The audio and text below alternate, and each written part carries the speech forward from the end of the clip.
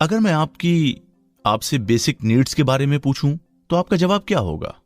आप में से ज्यादातर लोग यही कहेंगे कि भाई हमारी बेसिक नीड्स तो पैसा ही है। खैर, आपकी ये बात सच ही है। आज की तारीख में पैसा एक ऐसी जरूरत बन गया है जिसके बिना आप अपनी जिंदगी की कल्पना ही नहीं कर सकते हैं। बड़े से बड़ा और छोटे से छोटा काम करने और करवाने के लिए आपको पैसे की जरूरत पड़ती है। वो कहते हैं ना, बाप बड़ा ना भैया, सबसे बड़ा रुपया। ये कहावत आज के दौर में बिल्कुल सही और फिट बैठती है। हालांकि इसका मतलब ये भी नहीं है कि आप पैसे को कमाने के लिए या फिर पैसे को पाने के लिए कोई गलत और बुरा काम करें। आज के इस टेक्नोलॉजी के दौर में पैसा कमाने के लिए आपको मेहनती होने से ज्यादा स्मार्ट होने की जरूरत है। आज हम जिस किताब पर चर्चा करेंगे उसका नाम है the business of 21st century और जिसे लिखा है रॉबर्ट टी कियोसाकी ने। The business of 21st century rich dad poor dad किताब की कड़ी का ही एक हिस्सा है। रिच डैड पुअर डैड में जहां पुअर डैड लेखक के बायोलॉजिकल फादर थे, वहीं रिच डैड लेखक के खास दोस्त के फादर थे। इस बात की चर्चा में आपको यह बताया जाएगा कि क्यों आज के दौर में खुद का बिजनेस होना कितना जरूरी है और आज के टेक्नोलॉजी के दौर में किस तरह का बिजनेस करना जरूरी है। लेकिन इसका मतलब ये नहीं हुआ कि अगर आप कोई बिजनेस कर रहे हैं तो उस बिजनेस को छोड़कर इस चर्चा में बताए जाने वाले बिजनेस को करें। आप अपने पुराने बिजनेस के साथ साथ नए बिजनेस को भी कर सकते हैं।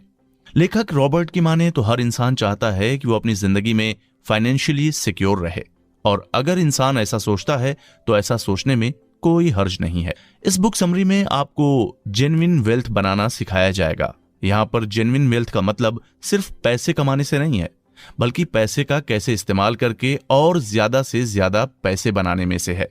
साथ ही साथ इसमें आपको 21वीं सदी के बिजनेस के बारे में भी बताया जाएगा। इस किताब की चर्चा में आपको लेखक रॉबर्ट की जिंदगी के एक्सपीरियंस से कुछ न कुछ सीखने को मिलेगा। आप इस बुक समरी में यह भी सीखेंगे कि किस तरह से खुद को फाइनेंशियली मजबूत और सेल्फ डिपेंडेंट बनाया जाए और किस तरह से पैसे से ही पैसा बनाया जाए। इसके अलावा इस चर्चा में शामिल होकर आप ये भी सीखेंगे कि किस तरह से अपने फाइनेंस की जिम्मेदारी हमें अपने हाथ में लेनी चाहिए। लेखक रॉबर्ट कियोसाकी के हिसाब से या तो हम पैसे के मालिक होते हैं या फिर पैसा हमें अपना गुलाम बना लेता है और ये हम पर डिपेंड करता है कि हम पैसे के गुलाम बने या फिर पैसे को अपना गुलाम बना लें। इस बुक समरी में आपको ये समझने को मिलेगा कि किस तरह से पैसे को अपने कंट्रोल में रखा जाए। आने वाले एपिसोड में हम इन सब बातों की चर्चा डिटेल में करेंगे। रॉबर्ट कियोसाकी द्वारा लिखी किताब the business of the 21st century book की book summary. The rules have changed.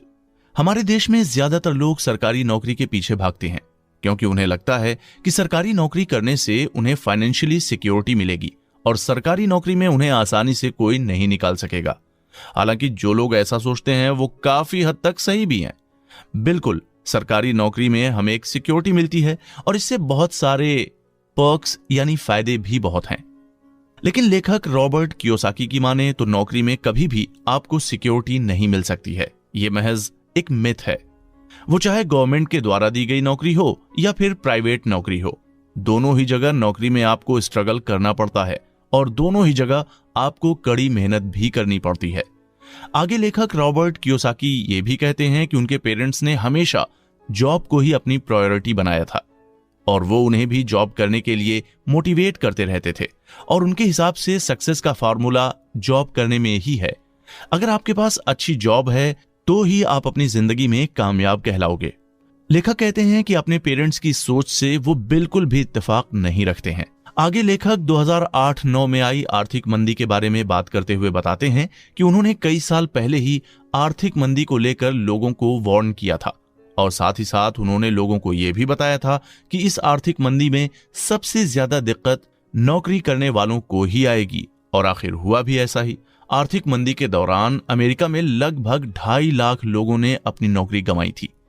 इस आर्थिक मंदी ने छोटी नौकरी करने वाले से लेकर बड़ी नौकरी करने वाले तक सभी को परेशान कर दिया था। लेखक रॉबर्ट कियोसाकी आगे कहते हैं कि इस आर्थिक मंदी ने सभी की हालत खस्ता कर दी थी। बिलो पॉवर्टी लाइन के नीचे रहने वालों की तादाद बढ़ती जा रही थी। यहां तक कि लोगों के पास रहने के लिए अपना घर तक नहीं बचा था। लोगों ने अपने घरों को नीलाम कर दिया था। जिन्होंने शेयर मार्केट या म्यूचुअल फंड में पैसे लगाए थे उन्हें भी काफी नुकसान झेलना पड़ा था। किसी के भी सेविंग अकाउंट में पैसे नहीं बचे थे। जिनके पास बचे थे तो उनके पास खर्चे ज्यादा थे। लेखक का मानना है कि वक्त एक जैसा नहीं रहता और हो सकता है कि आने वाला वक्त फाइनेंशियली सभी के लिए अच्छा हो, लेकिन हमें इत्मीनान में नहीं रहना चाहिए। आज अगर चीजें बेहतर हैं तो यह जरूरी नहीं कि आने वाले वक्त में भी चीजें उतनी ही बेहतर हों। इस बात को समझने के लिए लेखक कहते हैं कि जब फिर से रोजगार बढ़ने लगेगा, जमीन और जायदाद की कीमत बढ़ने लगेगी, तो आप फिर से नौकरी और प्रॉपर्टी लेने की तरफ भागेंगे। लेकिन आप इस इल्यूजन में बिल्कुल ना रहिएगा कि दोबारा इस तरह से आर्थिक मंदी नहीं आएगी। लेखक एग्जाम्पल देते हुए कहते हैं कि 2008 में पेट्रोल के दाम काफी बढ़ गए थे, इसलिए लोग बड़ी और लग्जूरियस गाड़ी की जगह छोटी छोटी कार खरीदना पसंद कर रहे थे। और फिर 2009 तक आते आते पेट्रोल के दाम काफी घट गए थे। जिन्होंने छोटी गाड़ियां खरीदी थीं, उन्हें अपने डिसीजन पर पछतावा हो रहा था। आर्थिक मंदी दोबारा फिर से आ सकती है, लेकिन इस बार आपको अपनी तैयारी अच्छे से करनी होगी। इस बार आपको खुद को फाइनेंशियली मजबूत बनाना होगा। लेखक रॉबर्ट की माने तो कुछ लोग ऐसे भी थे जिन्होंने आर्थिक मंदी के दौरान काफी पैसा कमाया था, और कुछ लोग ऐसे भी थे जिन्होंने 1986 के गोल्डन टाइम के दौरान हद से ज्यादा पैसा कमाया और प्रॉपर्टी भी बनाई, लेकिन फिर भी लंबे समय तक के लिए वो अपने पैसे को बचाकर नहीं रख पाए और ना ही अपनी प्रॉपर्टी का सही इस्तेमाल कर पाए, क्योंकि ऐसे लोगों के पास सही फाइनेंशियल एजुकेशन नहीं थी। अंत में लेखक रॉबर्ट कियोसाकी कहते हैं कि आने वाले वक्त में जिंदगी आसान नहीं होगी, यानी फाइनेंशियल फ्रीडम मिलना बहुत ही मुश्किल होगा। इसलिए जो कुछ भी करना है वो आपको ही करना है। अपनी खराब सिचुएशन के लिए आप किसी को भी ब्लेम नहीं कर सकते हैं। अगर आपको अपना फ्यूचर मजबूत बनाना है तो खुद आपको ही अपने फ्यूचर का चार्ज लेना होगा, और आप चार्ज तभी ले पाएंगे जब आपके इनकम सोर्स पर आपका कंट्रोल होगा, और इसके लिए आपको अपना खुद का बिजनेस बनाने की जरूरत होगी। Silver lining. आज का जमाना एंटरप्रेन्योरशिप का जमाना है। आजकल हर कोई अपना स्टार्टअप आइडिया लेकर आता है और बड़ी बड़ी फंडिंग कंपनियां उन स्टार्टअप्स को फंड करके नया बिजनेस मार्केट में उतारती हैं। देखा जाए तो ये चीज सही है, क्योंकि इससे लोगों को नई नई चीजें मिलती हैं, और इसके अलावा स्टार्टअप्स या नए बिजनेस से इकोनॉमी भी बेहतर होती है। लेकिन आपको ये जानकर हैरानी होगी कि पुराने जमाने में यानी राजाओं के समय में भी लोग एंटरप्रेन्योरशिप ही करते थे। लोग राजा की जमीन पर खेती करते थे और जो भी फल और अनाज वे जमीन पर उगाते थे उसे मार्केट में बेचकर पैसे कमाते थे, और पैसे का कुछ हिस्सा राजा को टैक्स के रूप में देते थे। इसीलिए पुराने जमाने के लोगों को पैसे की ज्यादा दिक्कत नहीं होती थी और सभी लोग खुश और अमीर रहते थे।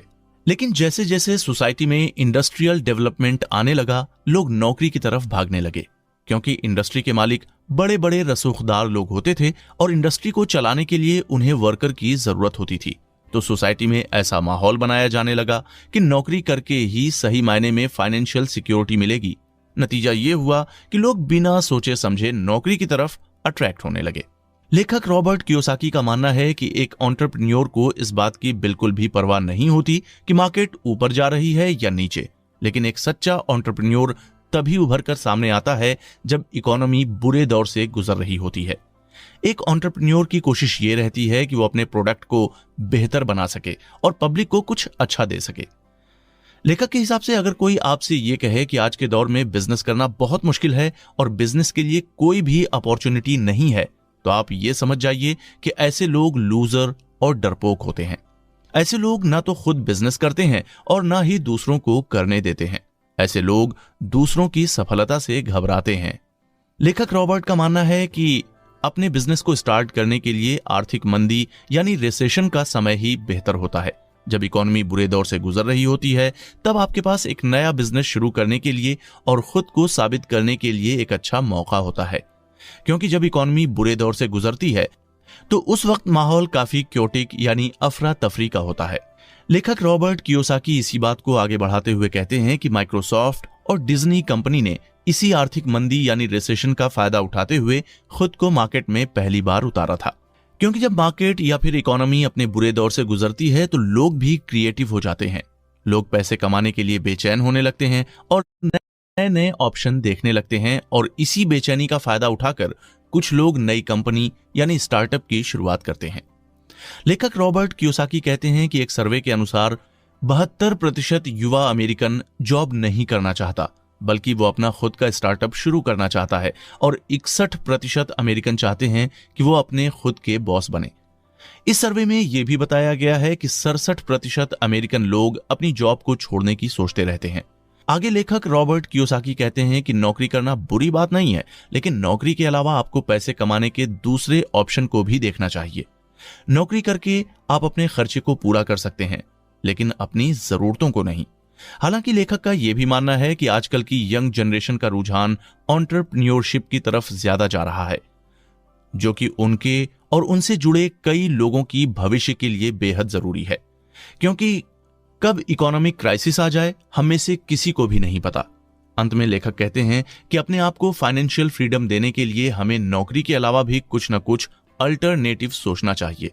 अगर हम इन्वेस्ट भी कर रहे हैं तो हमें सोच समझकर ही इन्वेस्ट करना चाहिए और ऐसे बिजनेस में पैसा लगाना चाहिए जिसमें हमें अच्छा रिटर्न मिलने की उम्मीद रहे। क्योंकि आज का दौर इंटरनेट का दौर है, इसलिए हमें यह भी कोशिश करनी चाहिए कि हम ऐसे बिजनेस की शुरुआत करें जिसको हम नौकरी करने के साथ साथ भी कर सकें और जिसमें हम अपने पैसे को इन्वेस्ट करके खुद को फाइनेंशियल फ्रीडम दें। फाइनेंशियल फ्रीडम के रास्ते पर चलना थोड़ा मुश्किल काम है, लेकिन अगर आपके अंदर हिम्मत और हौसला है तो आप भी आसानी से फाइनेंशियली फ्री हो सकते हैं। Where do you live? कुछ लोगों को लगता है कि उनकी कमाई ही उनके फाइनेंशियल स्टेटस को दिखाती है, यानी वो जितना ज्यादा कमाएंगे उतना ही ज्यादा उनका फाइनेंशियल स्टेटस अच्छा और मजबूत होता जाएगा। हालांकि कुछ हद तक ये बात सही भी है, लेकिन फोर्ब्स मैगजीन के अनुसार जिसकी सालाना कमाई $1 मिलियन से ज्यादा है वो अमीर है, वहीं जिसकी सालाना कमाई $25,000 से कम है वो गरीब है। लेखक रॉबर्ट कियोसाकी की माने तो ज्यादा पैसे कमाना हमारे लिए उतना जरूरी नहीं है, बल्कि हमारे लिए जरूरी यह है कि हम पैसे को किस तरह से कमाते हैं। यानी हमें क्वांटिटी से ज्यादा क्वालिटी पर फोकस करना चाहिए। आगे लेखक कहते हैं कि पैसे कमाने के 4 तरीके होते हैं और हर तरीका एक दूसरे से अलग होता है। इन 4 तरीकों को ही कैश फ्लो क्वाड्रेंट कहते हैं। पहला है ई क्वाड्रेंट यानी एम्प्लॉय, इसमें हमारी कमाई नौकरी के जरिए से होती है। दूसरा है एस क्वाड्रेंट यानी सेल्फ एम्प्लॉयड, इसमें हम अपना खुद का एक छोटा सा बिजनेस डाल लेते हैं और उस बिजनेस से अपनी कमाई करते हैं, जैसे कोई शॉप। इस क्वाड्रेंट के लोगों को खुद अपना बॉस बनना पसंद है। तीसरा है बी क्वाड्रेंट यानी बिजनेस ओनर, इसमें लोगों की कमाई एक बड़े बिजनेस से होती है। इसमें आप एक बड़े बिजनेस के मालिक होते हैं और आपके अंडर में कई सारे एम्प्लॉय काम करते हैं और उन्हें आप सैलरी देते हैं। इसमें आप खुद अपनी इनकम को कंट्रोल करते हैं। चौथा है आई क्वाड्रेंट यानी इन्वेस्टर, इसमें आप बड़े बड़े बिजनेस में अपना पैसा इन्वेस्ट करते हो और उसी इन्वेस्टमेंट से आप अपनी कमाई करते हो। लेखक कहते हैं कि चारों क्वाड्रेंट के बारे में समझकर आप ये पता लगा सकते हैं कि आप किस क्वाड्रेंट में हैं और ये जानने के बाद आपको तुरंत अपने क्वाड्रेंट को बदलने की जरूरत है। यानी अगर आप ई क्वाड्रेंट में हैं तो आपको इस क्वाड्रेंट में जाने की जरूरत है और अगर आप इस क्वाड्रेंट में हैं तो आपको बी क्वाड्रेंट में शिफ्ट होने की जरूरत है। लेखक की माने तो हमें अपने आप को आई क्वाड्रेंट पर ले जाने की कोशिश करनी चाहिए, क्योंकि सही मायनों में सच्ची फाइनेंशियल फ्रीडम हमें आई क्वाड्रेंट पर ही जाकर मिलेगी। लेखक रॉबर्ट कियोसाकी कहते हैं कि अगर हम ज्यादा पैसे कमाने के चक्कर में अपनी जॉब को बदलते रहते हैं, लेकिन जॉब बदलने का मतलब ये नहीं होता कि आपने क्वाड्रेंट को बदल लिया है। आगे लेखक ये भी कहते हैं कि कई लोगों की ये शिकायत रहती है कि वो इतना पैसा कमाते हैं लेकिन फिर भी उनकी जरूरतें पूरी नहीं होती हैं। वे जितना ज्यादा कमाते हैं उतना ही ज्यादा उन्हें टैक्स भरना पड़ता है। इन शिकायतों का सीधा सा जवाब यह है कि वो अपनी नौकरी तो बदल लेते हैं, लेकिन अपने क्वाड्रेंट को बदलने की कोशिश ही नहीं करते हैं। लेखक की माने तो हमें पैसे कमाने के लिए अपनी कंपनी या फिर अपने बॉस पर डिपेंड नहीं होना चाहिए, बल्कि हमें खुद का एक फाइनेंशियल इकोसिस्टम बनाने की कोशिश करनी चाहिए। जितना हो सके हमें खुद को जॉब स्ट्रक्चर से दूर रहने की कोशिश करनी चाहिए। आगे लेखक रॉबर्ट कियोसाकी ये भी कहते हैं कि लगभग 80% लोग ई क्वाड्रेंट में रहते हैं, क्योंकि ऐसे लोगों को जॉब सिक्योरिटी बहुत पसंद है और ऐसे लोग अपनी जिंदगी में कोई भी रिस्क नहीं लेना चाहते हैं। वहीं बाकी बचे लोगों को बी और ई क्वाड्रेंट में रहना पसंद है, क्योंकि उनके लिए फाइनेंशियल फ्रीडम सबसे पहली प्रायोरिटी है। ऐसे लोग खुद अपने ही मालिक होते हैं, उन्हें किसी चीज की रोक टोक पसंद नहीं होती है। ऐसे लोग खुद ही अपना एक इकोसिस्टम बना लेते हैं और उसी इकोसिस्टम में ही पैसे बनाने का खेल खेलते रहते हैं। इसलिए इस क्वाड्रेंट में रहने वाले लोग अमीर होते जाते हैं। अंत में लेखक हमें सुझाव देते हुए कहते हैं कि किसी भी चीज को शुरू करने के लिए देर नहीं होती है। आप जब चाहें किसी भी चीज को शुरू कर सकते हैं। इसलिए आज आप ये डिसाइड करें कि आपको अपना क्वाड्रेंट बदलकर आई क्वाड्रेंट की ओर जाना है। अब ये खुद आपको ही सोचना है कि आप किस क्वाड्रेंट में रहना पसंद करते हैं, ई क्वाड्रेंट में या फिर बी क्वाड्रेंट में या फिर आई क्वाड्रेंट में। ये जिंदगी आपकी है, इसलिए इसका फैसला भी आपको ही करना है। Your core financial value. कुछ लोगों को जॉब करना बहुत पसंद आता है और अगर आप इनसे इनके बारे में पूछेंगे तो वो यही कहेंगे कि जॉब करना उनका बचपन से सपना था। वहीं कुछ लोग ऐसे भी थे जिन्हें अपनी कंपनी बनाने का शौक होता है, लेकिन उन्हें काम करना पसंद नहीं होता है। उन्हें अपने काम को डेलीगेट करना अच्छा लगता है। तो कुछ लोग ऐसे भी मिलेंगे जिन्हें सिर्फ इन्वेस्ट करना पसंद होता है। लेखक रॉबर्ट कियोसाकी की माने तो हम सब में थोड़ा ई क्वाड्रेंट होता है, थोड़ा एस क्वाड्रेंट होता है, थोड़ा बी क्वाड्रेंट होता है और थोड़ा सा आई क्वाड्रेंट भी हमारे अंदर होता है। यानी कुल मिलाकर चारों क्वाड्रेंट का हिस्सा हमारे अंदर कहीं ना कहीं होता है। लेखक कहते हैं कि आप सामने वाले की बातें सुनकर ही अंदाजा लगा सकते हैं कि वो इंसान किस क्वाड्रेंट में आता है और उसकी कोर वैल्यू। जो लोग ई क्वाड्रेंट के अंदर आते हैं उनकी पहली प्रायोरिटी नौकरी करनी होती है। ऐसे लोग हमेशा सैलरी और प्रमोशन की बात करते रहते हैं। ऐसे लोग कंपनी के चाहे कितने भी बड़े पद पर बैठे हों, लेकिन इनका कोर वैल्यू सिर्फ और सिर्फ जॉब सिक्योरिटी होता है और ऐसे लोग रिस्क लेने से खुद को बचाते हैं। वहीं जो लोग इस क्वाड्रेंट में आते हैं उनके लिए इंडिपेंडेंस ही उनकी कोर वैल्यू होती है। ऐसे लोग नहीं चाहते कि कोई भी उनका मालिक बने। उन्हें सबसे ज्यादा अपनी फ्रीडम पसंद है।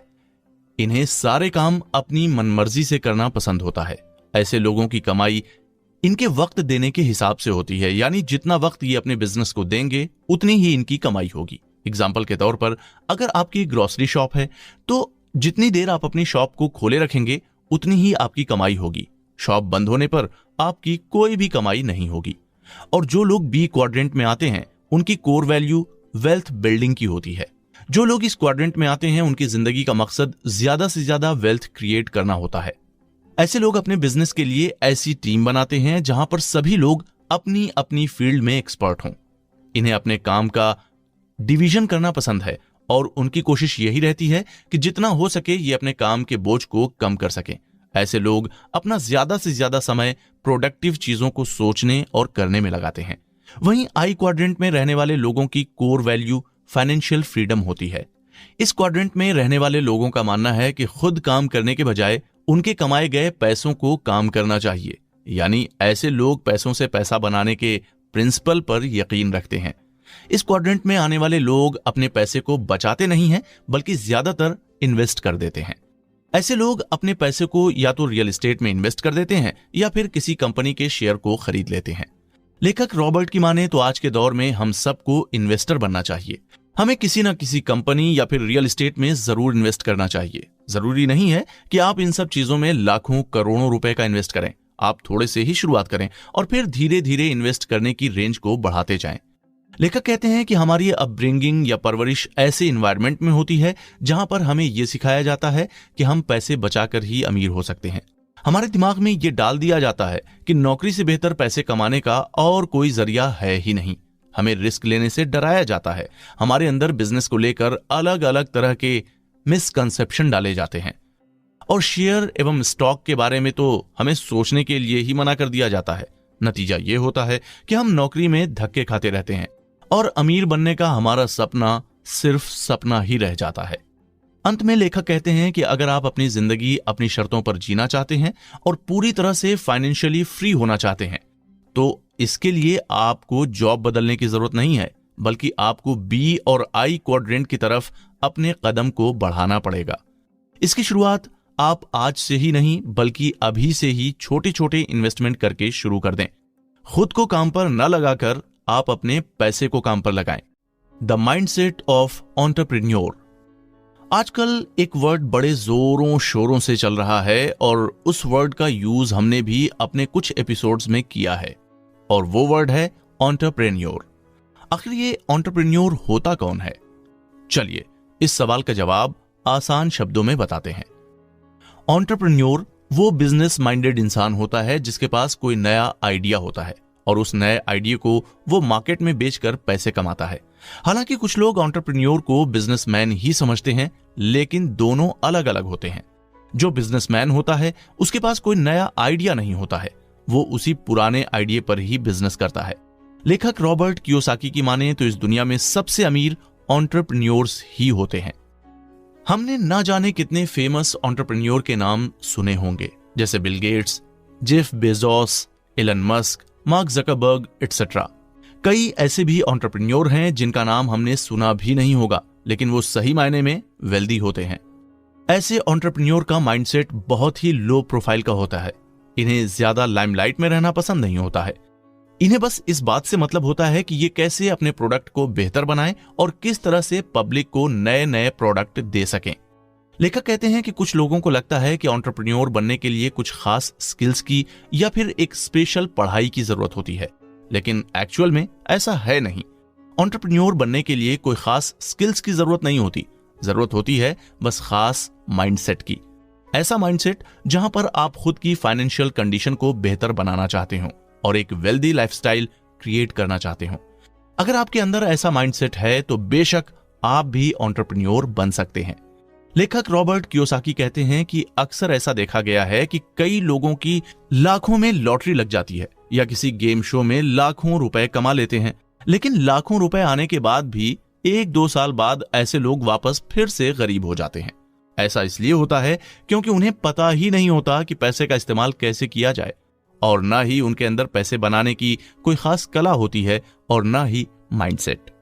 ऐसे लोगों के पास जब पैसा आता है तो वो सबसे पहले अपनी जरूरतों को पूरे करने में लग जाते हैं, और जब तक उनको ये ध्यान आता है कि पैसे को किसी बिजनेस में लगाया जाए तब तक बहुत देर हो चुकी होती है।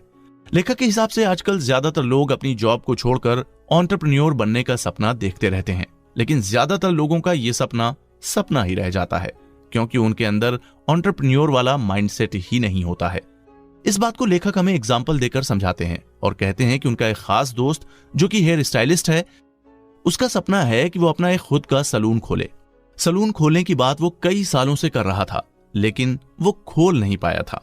वहीं लेखक का एक और दोस्त जिसकी वाइफ फ्लाइट अटेंडेंट थी, लेकिन उसका पैशन हेयर स्टाइलिंग का था।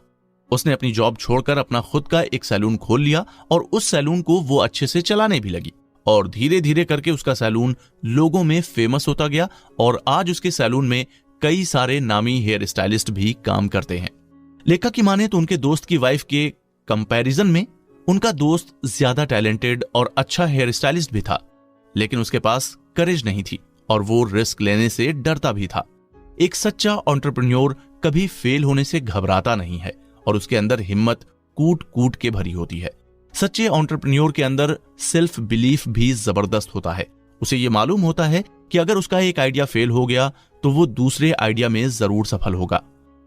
आगे लेखक कहते हैं कि 21वीं सेंचुरी के बिजनेस की खास बात यह है कि आपको कोई भी ग्राउंड वर्क नहीं करना होगा।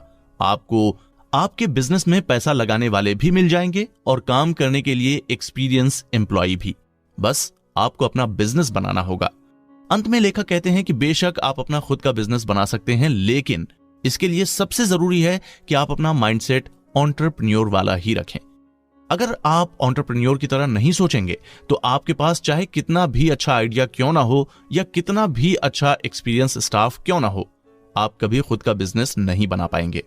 ध्यान रहे कि बड़े बिजनेस बड़े रिस्क लेने से ही बनते हैं, इसलिए रिस्क से घबराए नहीं। जितने भी बड़े बड़े एंटरप्रेन्योर हुए हैं उन्होंने रिस्क को गले लगाया है और अपने बिजनेस को बड़ा बनाते गए हैं। Living the life. मैं अगर आपसे पूछूं कि अमीर कैसे बना जा सकता, तो जाहिर सी बात है आपका जवाब यही होगा कि अमीर बनने के लिए हमें ज्यादा से ज्यादा पैसा कमाना होगा। लेकिन आपका यह जवाब बिल्कुल गलत होगा। अमीर बनने के लिए ज्यादा पैसे कमाना जरूरी नहीं है, क्योंकि पैसे का तो कभी भी नुकसान हो सकता है। आज अगर आपके पास पैसा है तो ये जरूरी नहीं कि कल भी आपके पास उतना ही पैसा हो। इसी बात को आगे बढ़ाते हुए लेखक रॉबर्ट कियोसाकी कहते हैं कि अमीर इस बात से नहीं बना जाता कि आपके अकाउंट में कितने पैसे हैं, बल्कि अमीर तो इस बात से बना जाता है कि आपके पास अमीर बनने के लिए कितना नॉलेज है। लेखक की माने तो अगर आपके पास पैसे कमाने की नॉलेज है तो आप अमीर हैं। इसी बात को अपनी कहानी से समझाते हुए लेखक हमें बताते हैं कि रियल एस्टेट में इन्वेस्ट करने से पहले उन्होंने गोल्ड में इन्वेस्ट किया था। गोल्ड के दामों में धीरे धीरे बढ़ोतरी होने लगी थी और जो लालची इन्वेस्टर्स थे वे जल्दी से जल्दी गोल्ड खरीदने लगे। लोग जोरों शोरों से गोल्ड को खरीद और बेच रहे थे, लेकिन लेखक रॉबर्ट ने गोल्ड को नहीं बेचा बल्कि उसे अपने फ्यूचर के लिए बचाकर रखा था। 1996 में गोल्ड के दामों में काफी गिरावट आई और फिर उसके बाद थोड़ी सी बढ़ोतरी भी हुई। इसी दौरान रॉबर्ट ने भी अपने गोल्ड को बेच दिया और इस गोल्ड को बेचकर उन्हें बहुत ज्यादा फायदा नहीं हुआ, लेकिन उन्हें एक सीख मिली। अगर आपके पास नॉलेज है तो ही आप अमीर बन सकते हैं। आप रियल एस्टेट, शेयर मार्केट और गोल्ड में इन्वेस्ट करके अमीर तब तक नहीं बन सकते जब तक आपके पास इन चीजों का नॉलेज ना हो। शुरुआती दिनों में लेखक रॉबर्ट को इन्वेस्टमेंट की ज्यादा नॉलेज नहीं थी, लेकिन धीरे धीरे उन्हें इन्वेस्टमेंट के बारे में अच्छी खासी नॉलेज और एक्सपीरियंस हो गया। लेखक के हिसाब से एकेडमिक नॉलेज का फाइनेंशियल नॉलेज से कोई लेना देना नहीं है।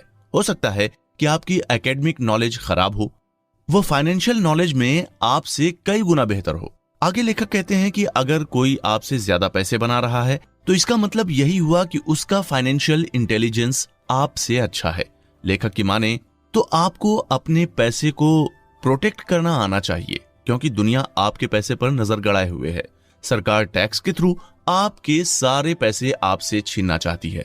इसलिए आपके लिए ये जरूरी है कि किसी टैक्स सेविंग स्कीम में पैसा लगाएं और कोशिश यही करें कि आप ऐसी जगह पर पैसा इन्वेस्ट करें जहां पर आपको कम से कम टैक्स देना पड़े। आगे लेखक रॉबर्ट कियोसाकी कहते हैं कि गरीबी में जिंदगी गुजारना बहुत ही मुश्किल भरा काम होता है।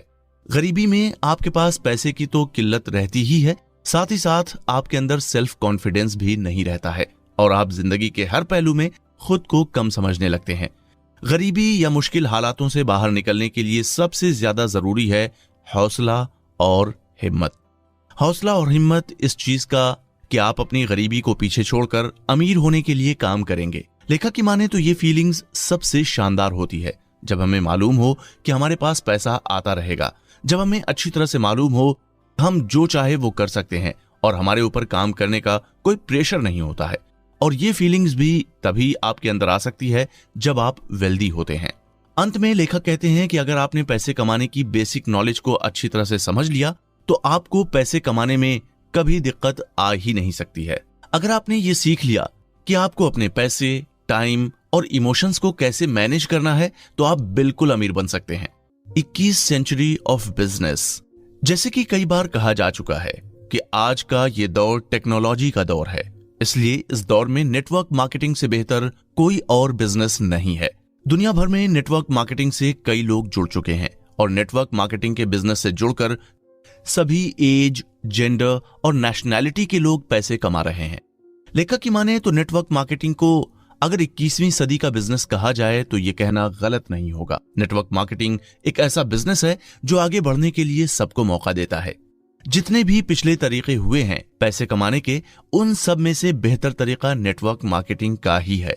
ये कहना भी गलत नहीं होगा कि नेटवर्क मार्केटिंग पैसे कमाने का एक डेमोक्रेटिक तरीका है।